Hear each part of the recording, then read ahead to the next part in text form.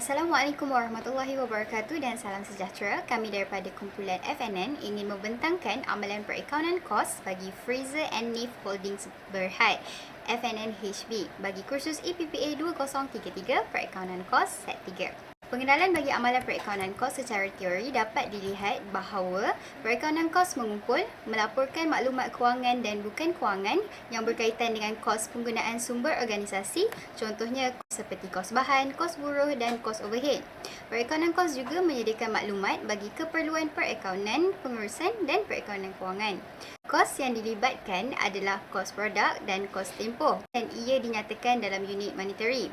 Kos produk merupakan kos yang diperlukan bagi menyiapkan pengeluaran suatu produk atau kos-kos yang perlu bagi membeli dan menghantar produk kepada lokasi jualan.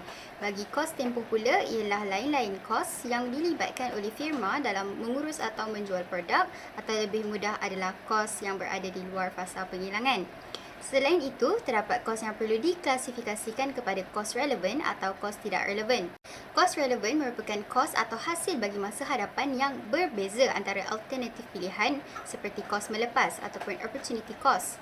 Manakala kos tidak relevan merupakan kos atau hasil bagi masa lalu atau masa hadapan yang tidak berbeza antara alternatif pilihan seperti kos tenggelam, sunk cost. Seterusnya adalah berkenaan profil syarikat.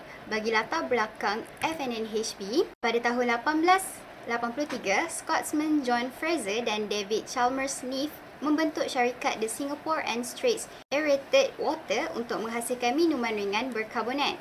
Pada ketika itu, syarikat ini telah menjadi salah satu syarikat makanan dan minuman terbesar di kawasan mereka dan seterusnya pada tahun 1898 menjadi Fraser and Neff Limited FNN apabila mereka mula mengeluarkan sahamnya kepada orang ramai.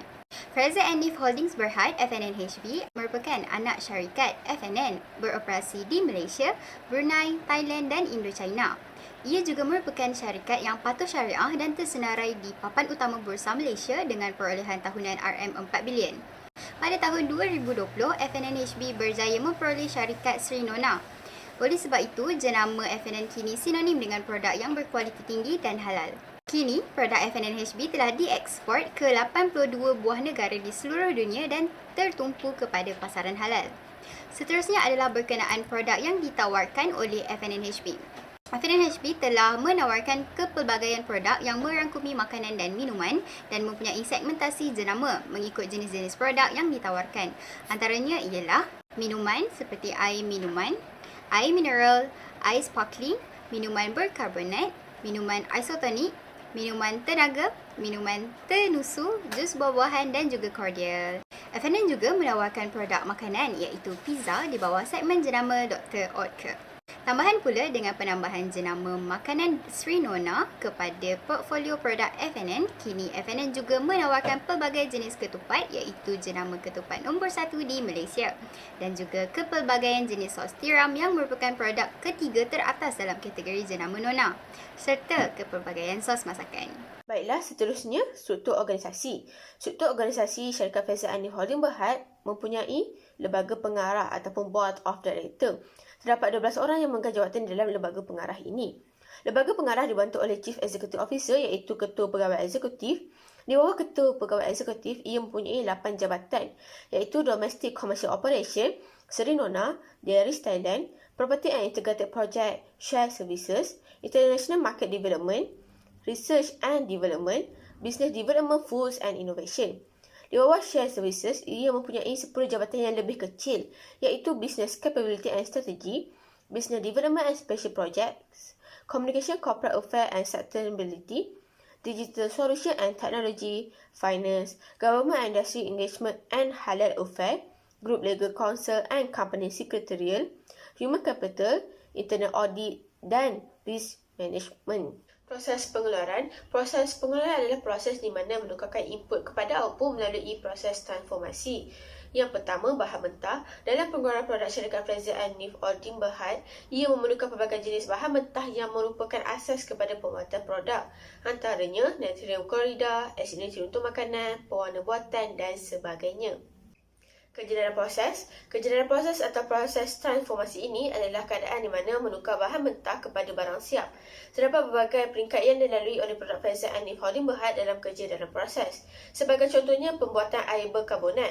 Ia melalui pelbagai jenis mesin seperti mesin cross-cutting flow iaitu proses pengisian air, mesin cross-cutting form di mana proses penyejukan minuman, mesin cross-linatum iaitu proses membasuh botol, mesin cross-linadar iaitu proses mengeringkan botol dan mesin cross-bariopack pro iaitu proses pembungkusan.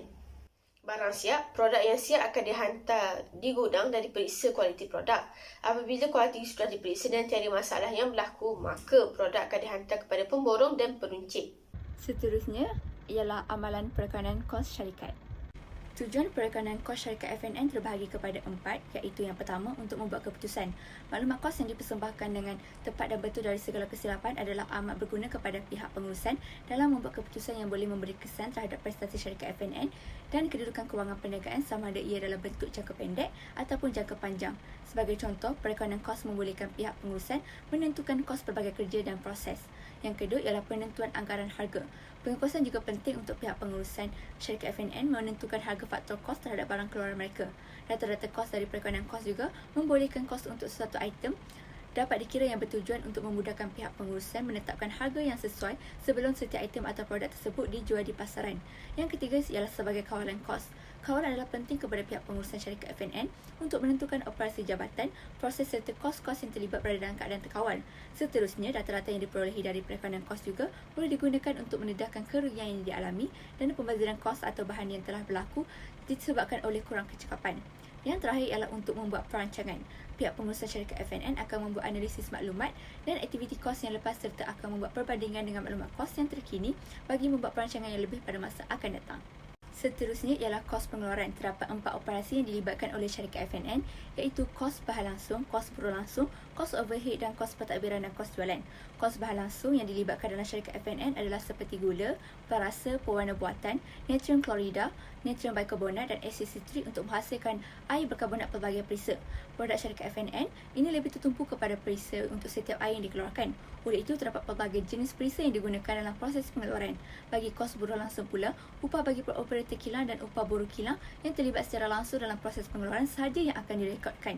Manakala kos overhead yang dilibatkan adalah seperti utiliti kilang, insurans kilang, susut nilai mesin, kos penyelenggaraan mesin dan sebagainya yang terlibat dalam proses pengeluaran secara tidak langsung. Seterusnya, kos tempoh iaitu kos jualan dan kos pentadbiran pula adalah melibatkan gaji pengurus pemasaran, belanja pengiklanan, belanja angkutan keluar barang siap dan sebagainya.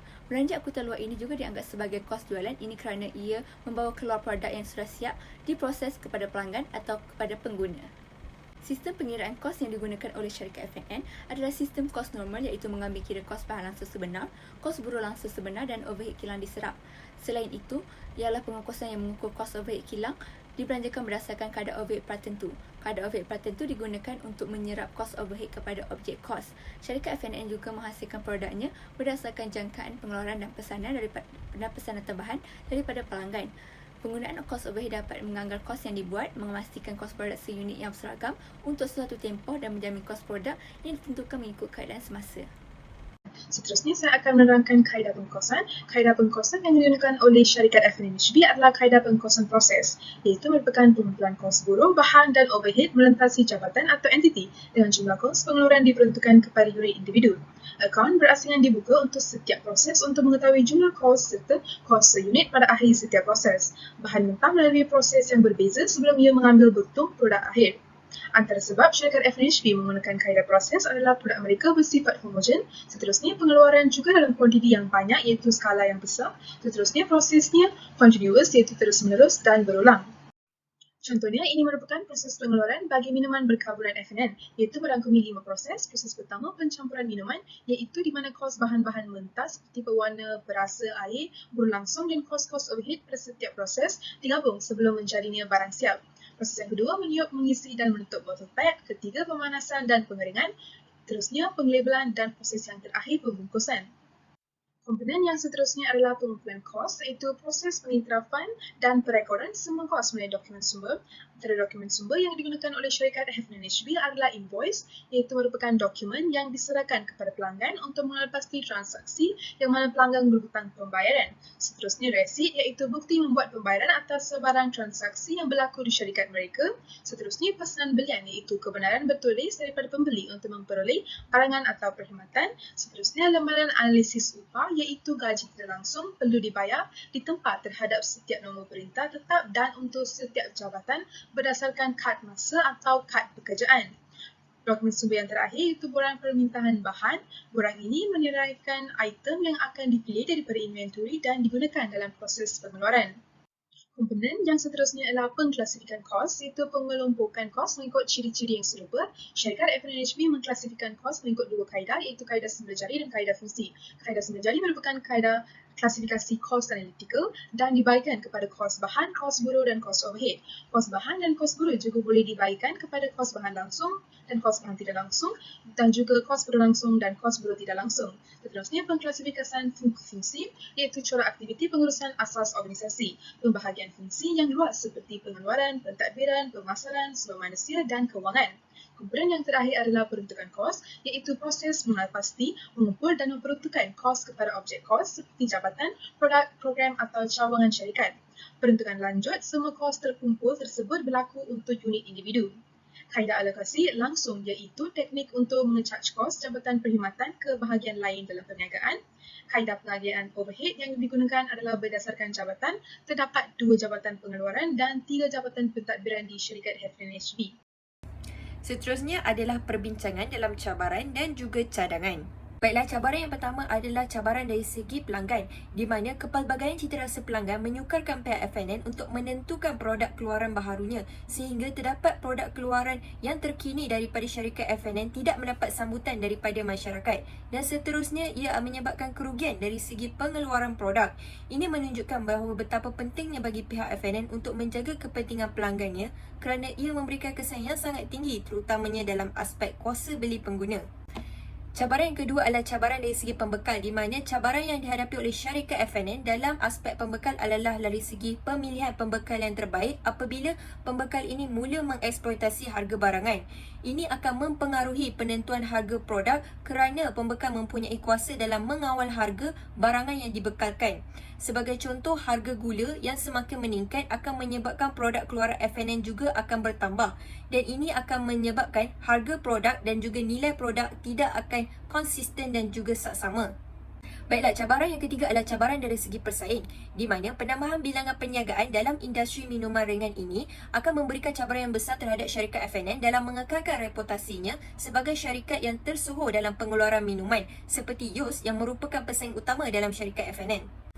Cabaran yang terakhir adalah cabaran dari segi teknologi, di mana kemasukan teknologi baru dalam sistem pengurusan syarikat akan menyebabkan organisasi sukar untuk menyesuaikan diri, terutama apabila perubahan itu bertentangan dengan polisi dan juga objektif syarikat, dan ini akan menjurus kepada pembaziran dari segi masa, pengangguran, wang dan sumber-sumber lain. Baiklah, seterusnya adalah cadangan penambahbaikan. Yang pertama, syarikat FNN perlulah sentiasa berkomunikasi dengan pelanggannya, di mana komunikasi ini dapat dilakukan melalui laman media sosial rasmi syarikat ataupun membuat strategi secara dalam talian untuk memperolehi maklum balas daripada pelanggan. Melalui maklum balas ini, syarikat dapat menjana idea bagi pengeluaran produk baru ataupun menambah baik produk yang sedia ada. Okey, yang seterusnya adalah syarikat FNN perlu melabur dalam penyelidikan dan pembangunan, di mana proses penyelidikan dan pembangunan ini harus dilakukan untuk menentukan keberkesanan dan kebolehupayaan inovasi yang ingin diperkenalkan. Hal ini bagi memastikan segala usaha dan juga modal yang dikeluarkan tidak menjadi satu pembaziran dan juga ingin memaksimumkan potensi kejayaan inovasi dan juga mengurangkan kebarangkalian kegagalan dalam inovasi yang ingin dipersembahkan.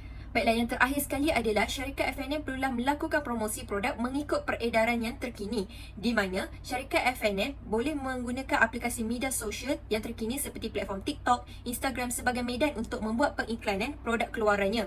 Syarikat juga boleh mengupah model ataupun influencer daripada media sosial untuk mempromosikan lagi produk keluaran FNN. Dan ini seterusnya akan meningkatkan lagi penjualan produk keluaran FNN dan seterusnya akan menyebabkan syarikat selangkah ke hadapan berbanding dengan pesaing lain.